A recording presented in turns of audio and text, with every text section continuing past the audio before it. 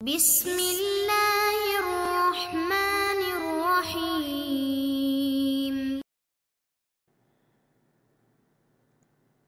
اعوذ باللہ من الشیطان الرجیم، بسم اللہ الرحمن الرحیم وبہ نستعین۔ الحمدللہ ہماری گفتگو کفایت الاصول کے اصول عملیہ میں ہے، اور اصول عملیہ میں بھی ہماری گفتگو استصحاب کے بارے میں ہے۔ استصحاب کی تعریف ہو چکی، استصحاب کے بارے میں اقوال بیان ہو چکے،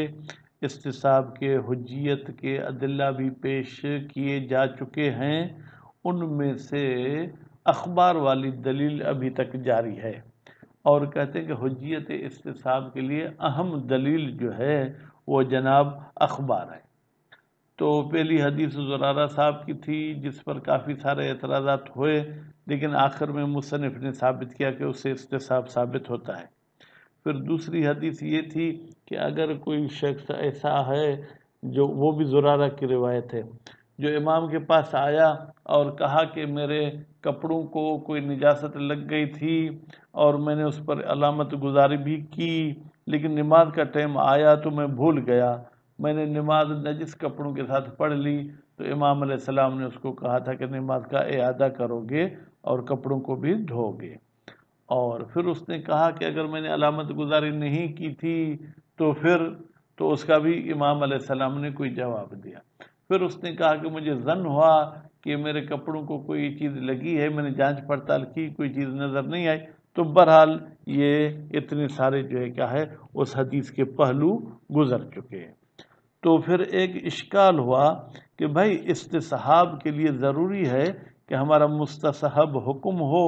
یا مستحب ایک ایسا موضوع ہو جس پر کوئی حکم جاری ہوتا ہو،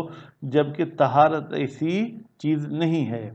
تو اس کا جواب مصنف صاحب دیتے ہیں کہ طہارت اگرچہ شرط فعلی نہیں ہے، لیکن یہ بھی نہیں کہہ سکتے ہیں کہ بالکل شرطیت سے ہم نے اس کو ہٹا دیا ہے، نہیں، پھر بھی کسی حد تک یہ شرط ہے یا شرط کے قیود میں سے ہے۔ تو اس کا احراز ہونا کافی ہے کہ ہم نماز کے وقت احراز کر لیں کہ میں باطہارت ہوں، میرے کپڑے پاک ہیں۔ پھر کہتے ہیں یہ احراز طہارت حکم واقعی تو نہیں ہوئی، یہ تو گویا کہ یا شرط واقعی نہیں، یہ شرط ظاہری ہے۔ شرط ظاہری کا مطلب یہ ہوتا ہے کہ آپ کو نماز سے پہلے یہ اطمینان ہونا چاہیے کہ میرے کپڑے پاک ہیں، حقیقت میں پاک ہوں یا پاک نہ ہوں۔ تو شرط ظاہری ہے، تو اس کو بھی اگر ہم مجزی مانیں گے تو بھی ہمیں جو ہے کیا ہے جناب اس نماز کے اعادے کرنے کی کوئی ضرورت نہیں پڑے گی۔ پھر کہتے ہیں اگر کوئی شخص یہ کہے کہ بھائی امر ظاہری اقتضا کرتا ہے اجزا کی، تو اس کی بحث آپ جزء اول میں پڑھ چکے ہیں، اس کو یہاں پر دوبارہ نہیں دہراتے۔ ابھی ہم چلتے ہیں جناب۔ انہو یقال، بتحقیق کہا جائے گا، ان طہارت، بتحقیق طہارت، وَإِن لَمْ تَكُنْ شَرْطًا فِعْلًا، اگرچہ وہ شرط فعلی نہیں ہے، الا انہا، سوائے اس کے کہ یہ طہارت غیر منعزل عن شرطیت، یہ شرطیت سے بالکل ہٹائی بھی نہیں گئی ہے رأساً سرے سے، بل هو شرط واقعی اقتضائی، بلکہ یہ طہارت شرط واقعی اقتضائی ہے، کما ہوا قضیت و توفیق، جیسے کہ یہی جو ہے کیا ہے تقاضا ہے جب ہم ادلہ کے درمیان جمع بندی کرتے ہیں، من بین بعض الاطلاقات، بعض اطلاقات کے درمیان، ومثل هذا الخطاب، اور یہ جو خطاب آیا ہے لا تنقض الیقین، ھذا مع کفایت کونھا من قیود شرط، یہ جو ہم نے جواب دیا یقال میں، یہ کافی ہے جب ہم اس طہارت کو قیود شرط میں سے مانیں، حیث انہو کان احرازها، جبکہ شان یہ ہے کہ اس طہارت کا احراز کرنا خاص طور پر، لا غیرها، ٹھیک ہے، اس کے علاوہ کوئی اور ہم چیز کو مد نظر نہیں رکھتے، شرطن، یہ شرط ہے۔ لا یقال، پھر یہ اعتراض نہ کیا جائے کہ سلمنا ذالک، ہم نے یہ بات تسلیم کر لی کہ نماز کی صحت کے لیے احراز طہارت ہونا چاہیے، ہم اس بات کو تسلیم کرتے ہیں، لیکن قضیت ہو، لیکن اس طہارت کی تقاضا کیا ہے کہ ان یکون علت عدم الاعادت، کہ بھائی نماز کے نہ دہرانے کی علت ہی نے اذن جب طہارت کا آپ نے استصحاب کیا ہے بعد انکشاف وقوع صلاۃ فی نجاست، جبکہ منکشف ہوا کہ آپ کی نماز جو ہے کیا ہے وہ نجاست میں واقع ہوئی ہے، ہوا ہو احراز طہارت حالہا، وہ علت کیا ہے عدم اعادہ کی کہ آپ نے احراز کیا تھا کہ آپ با طہارت تھے جب نماز پڑھ رہے تھے بے استصحابہا، یہ احراز طہارت کیسے ہوگا؟ بے استصحابہا، جب آپ استصحاب کریں، خوب اے استصحاب الطہارہ لطہارت المحرزہ بالاستصحاب، یعنی سے عدم اعادہ کی جو ہے کیا علت ہے وہ طہارت نہیں ہے جو محرز ہوئی ہے استصحاب کے درمیان، ما ان قضیت تعلیل، جبکہ اس علت کا یہ تقاضا، علت کون سی تھی جو امام علیہ السلام نے فرمائی تھی، ان تکون العلت لہ، ہوگی علت لہو اس عدم اعادہ کے لیے، یہ نفسها خود یہ طہارت محرزہ، یعنی یہ طہارت علت ہے، لا احرازها طہارت کا احراز علت عدم اعادہ نہیں ہے، ضرورت ہے یہ بات بدیہی ہے ان نتیجت قول ہی بتحقیق امام علیہ السلام کے قول کا نتیجہ، امام کا قول کیا تھا، لِأَنَّكَ كُنْتَ عَلَى يَقِينٍ بتحقیق تو یقین پر تھا، الخ یعنی آخر تک حدیث کو دیکھ لیں خوب، تو اس میں امام علیہ السلام نے جو یہ کہا تھا انہو علی طہارت، کہ تم طہارت پر ہو، خوب لا انہو مستصحبہا، ایسے نہیں ہے کہ یہ شخص مستصحبہا، مستصحبہ نہیں مستصحبہ، ایسا نہیں کہ اس نے طہارت کا استصحاب کیا ہوا تھا، کما لا یخفا جیسے کہ یہ بات مخفی نہیں ہے، فإنہو یقال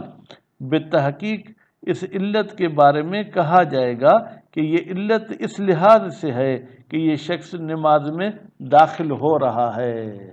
اور امام علیہ السلام نے ارادہ کیا تھا کہ متوجہ کریں کہ دخول کے وقت اگر اس شخص نے طہارت کا استصحاب کیا تھا تو اس کی نماز صحیح تھی، نعم جی ہاں، جی ہاں کا مطلب کیا ہے، یعنی ضروری ہے کہ یہ علت احراز والی کو مد نظر رکھا جائے،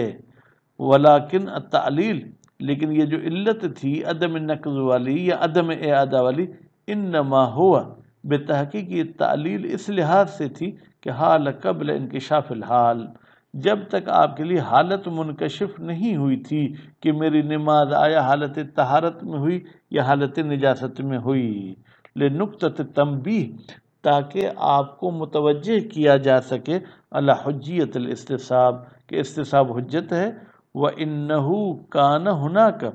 اور بتحقیق کہ جب آپ نماز میں داخل ہو رہے تو استصحاب تھا، وضوح ہے استلزام ذالک جبکہ بالکل واضح ہے کہ اس بات کا لازمہ تنبیہ کا متوجہ کرنے کا لازمہ یہی تھا کہ استصحاب حجت ہے، لأن یکون المجدی بعد الانکشاف تاکہ ہو جائے فائدے دینے والا اس سے انکشاف کے بعد، وذاک الاستصحاب وہی استصحاب لطہارت، طہارت جو ہے کیا ہے وہ مجدی نہیں ہے کہ ہم کہیں کہ یہ جو طہارت ہے جناب یہ شرط واقعی ہے یہ شرط ظاہری ہے، وَإِلَّا لیکن اگر استصحاب کو آپ فائدہ مند نہیں سمجھتے تو لما کانت الاعادۃ نقضا پھر تو نماز کا اعادہ کرنا یہ احتیاط یقین کو توڑنا نہیں ہے، کما عرفت فی الاشکال جیسے کہ یہی بات آپ نے اس اشکال میں جانی اور اشکال میں آپ نے جو ہے کیا وہ پہچانی ہے، پھر شان یہ ہے، خوب یہ جو علت بیان کی گئی ہے عدم اعادہ کی کہ اس کی علت جو ہے کیا ہے وہ استصحاب ہے، خوب یہ فرماتے لا یکاد یصح التعلیل صحیح نہیں ہے، ٹھیک ہے کہ یہ علت عدم نقض یقین والی جو ہے کیا ہے جناب صحیح ہو، لو قیل اگر کہا جائے بے اقتضاء الامر ظاہری کہ امر ظاہری تقاضا کرتا ہے للاجزاء کہ وہ مجزی ہو جائے، کما قیل جیسے کہ کہا گیا ہے، ضرورت ہے یہ بات بدیہی ہے کہ ان العلت بتحقیق وہ علت جو کرے نماز نہیں پڑھو علیہ وہ اسی وجہ پر ہے انما ہو اقتضاء ذاک الخطاب ظاہری، بتحقیق یہ عدم قضا اس لیے ہے کہ وہ خطاب ظاہری تقاضا کرتا ہے حال صلاۃ، جب آپ نماز پڑھ رہے ہیں، للاجزاء کہ وہ نماز آپ کی مجزی ہوگی، وہ عدم اعادتها اور اس نماز کو دوبارہ نہیں پڑھنا ہوگا، لا لزوم النقض یہ لزوم نقض کی وجہ سے نماز کا اعادہ عدم اعادہ نہیں ہوگا، من الاعادت کما لا یخفا جیسے کہ یہ بات مخفی نہیں ہے، اللہم الا ان یقال مگر یہ کہ یہ کہا جائے کہ یہ جو علت بیان کی گئی ہے عدم اعادہ کی اس لحاظ سے کہ نماز میں آپ کیسے داخل ہو رہے ہیں، فرماتے ہیں کہ یہ اس قسم کی علت کو اگر آپ دیکھیں گے تو پھر بے ملاحظت اس میں گویا کہ ملاحظہ کیا جائے گا، ضمیمت اقتضاء الامر ظاہری ہم ضمیمہ کریں گے کس چیز کا کہ یہ امر ظاہری بھی اقتضا کرتا ہے کس چیز کی جناب للاجزاء کہ یہ آپ کا عمل جو ہے کیا ہے وہ مجزی ہے، اس عمل کو دوبارہ انجام دینے کی ضرورت نہیں ہے، بے تقریب اس طریقے کے ساتھ اس استدلال کے ساتھ کہ ان الاعادۃ لو قیل بوجوبها اگر اعادہ کے وجوب کے ہم قائل ہو جائیں کانت موجبتن تو یہ اعادہ سبب بنے گا لنقض الیقین بے شک کہ ہم توڑ دیں اپنے یقین کو شک کے ساتھ طہارت میں، خوب تو یہ اس کا سبب بنے گا قبل انکشاف و عدم حرمت ہی ولو یہ کہ ابھی تک ہمارے لیے منکشف نہیں ہوا تھا کہ اس کے کپڑے نجس ہیں یا کپڑے نجس نہیں ہیں، وہ عدم حرمت ہی اور یہ نقض جو ہے کیا حرام نہیں ہے شرعن شریعت کے طور پر، وَإِلَّا لیکن اگر ایسے نہ ہو یعنی اگر یہ اعادہ موجب نقض خوب نہ ہو تو پھر للزم پھر تو لازم آتا ہے عدم و اقتضاء ذاک الامر کہ بھائی وہ امر ظاہری تقاضا نہیں کرتا لہو اس اجزاء کی کما لا یخفا جیسے کہ یہ بات آپ پر مخفی نہیں ہے، اقتضاء ہی جبکہ امر ظاہری اقتضا کرتا ہے کس کی جناب کہ وہ مجزی ہے شرعن و عقلاً شرعن بھی اس چیز کی جو ہے کیا ہے وہ تقاضا کرتا ہے اور عقلاً بھی اس چیز کی جو ہے کیا ہے تقاضا کرتا ہے، فتعمل تو آپ اس میں غور کریں، آپ اس میں جو ہے کیا ہے وہ فکر کریں۔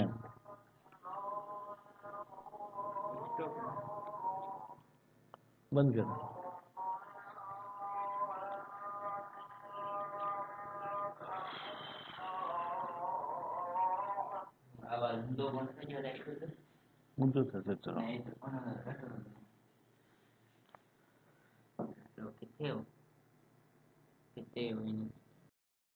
غایت ما یمکن ان یقال یہ زیادہ سے زیادہ وہ چیز تھی کہ جس کے بارے میں گفتگو کی جا سکتی تھی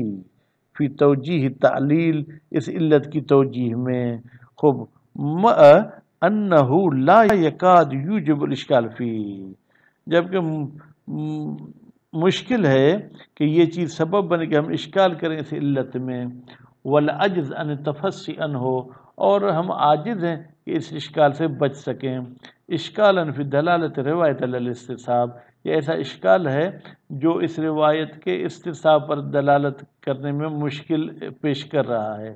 فإنہ لازم علی کل حال بتحقیق یہ اشکال ہر حال میں لازمی ہے، ہر حال میں لازمی اس کا مطلب کیا ہے ہر حال میں کان مفادہ قاعدتہ چاہے اس خبر کا مفاد جو ہے کیا ہے وہ قاعدہ استصحاب ہو یا قاعدہ یقین ہو دونوں صورتوں میں اشکال ہوگا، مع بداہت عدم خروج ہی جبکہ یہ بات بدی ہے کہ یہ لا تنقض خارج نہیں ہو رہا منہما یا یہ قاعدہ یقین والا ہے یا جو ہے کیا ہے یہ جناب استصحاب والا ہے، فتعمل جیدن اس میں اچھے طریقے سے غور اور فکر کریں، صلی اللہ علیہ محمد و آل محمد۔